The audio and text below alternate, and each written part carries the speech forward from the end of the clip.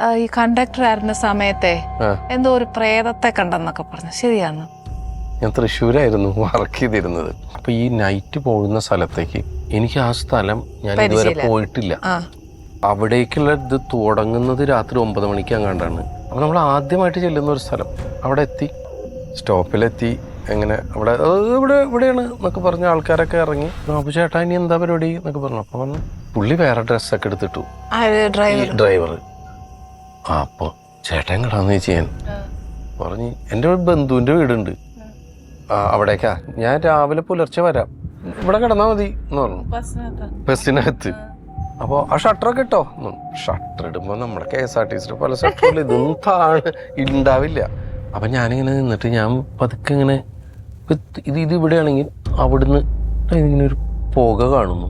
ചേട്ടത് എന്താ ഇവിടെ കത്തണയെന്നു. ആ ഒന്നുമില്ലടാ ശവക്കോട്ടയാ. അപ്പോൾ പറഞ്ഞു അല്ല അവിടെ ആടാ അവിടെ ആ കാണുന്ന ഒരു അമ്പല. അപ്പൊ നമുക്ക് അമ്പലമൊന്നും കാണുന്നില്ല. ആ അമ്പലത്തിലെ ശാന്തിയുടെ മോള് തൂങ്ങി മരിച്ചു. ഇന്നാണ് ദഹിപ്പിച്ചേക്കണേ.